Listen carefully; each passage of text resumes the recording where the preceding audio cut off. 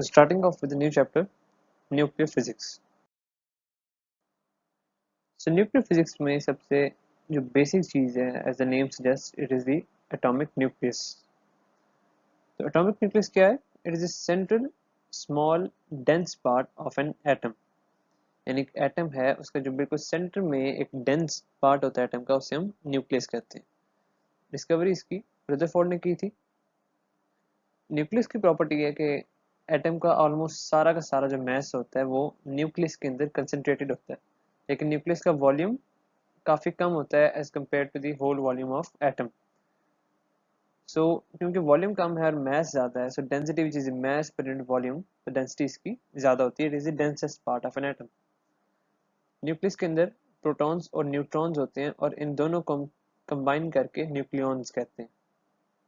यहाँ पे एक डायग्राम है सेंटर में, दिस इज द न्यूक्लियस. इसके अंदर न्यूट्रॉन्स जो ब्लू कलर में शो हुए हैं और प्रोटॉन्स जो कि इस रेडिश ऑरेंज कलर में शो हुए हैं, ये दोनों न्यूक्लियस के अंदर हैं और उसके अराउंड ये इलेक्ट्रॉन्स रिवॉल्व कर रहे हैं. This is the nucleus of a carbon atom. इसके अंदर 6 प्रोटॉन, 6 न्यूट्रॉन और 6 इलेक्ट्रॉन्स हैं. Next properties of the nucleus. क्योंकि न्यूक्लियस के अंदर प्रोटॉन्स हैं which are positively charged, so nucleus is itself positively charged. Then the charge on the nucleus is given as plus Z E. E जो है that is the elementary charge and जो Z है it is the atomic number यानी number of protons in the nucleus. And the radius of the nucleus is in the order of 10 to the minus 15 meters, जिसे हम Fermi या फिर फेम्टोमीटर कहते हैं. Radius जो है उसका formula R equals to R naught A 1/3 है. पावर, ये पावर है 1/3, where A is the atomic mass and R is 1.2 femtometer. A जो है इसे atomic weight या फिर atomic mass कहते हैं. It is the same thing.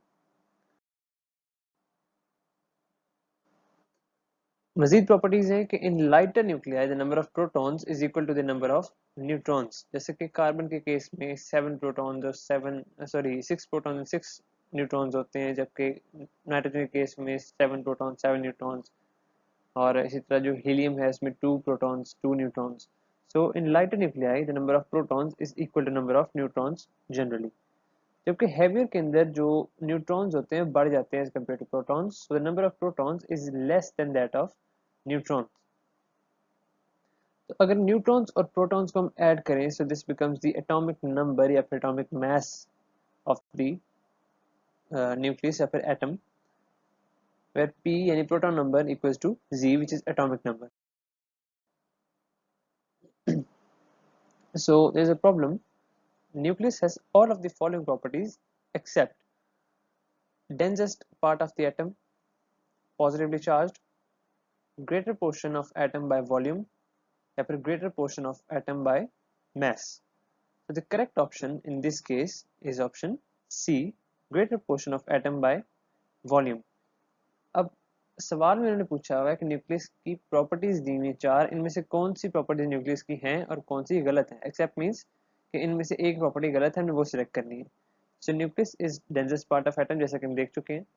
It is positively charged due to the presence of protons. It is the greater portion of atom by mass, क्योंकि almost सारा का सारा मास न्यूक्लियस में concentrated होता है. But it is not the greatest portion of atom by volume. Volume इसका काफ़ी कम होता है, इसी की वजह से इसकी डेंसिटी सबसे ज़्यादा होती है. So this was all about the atomic nucleus. In the next slide हम आइसोटोप्स, आइसोबार्स, आइसोटोन्स वगैरह के बारे में बात करेंगे. Thank you.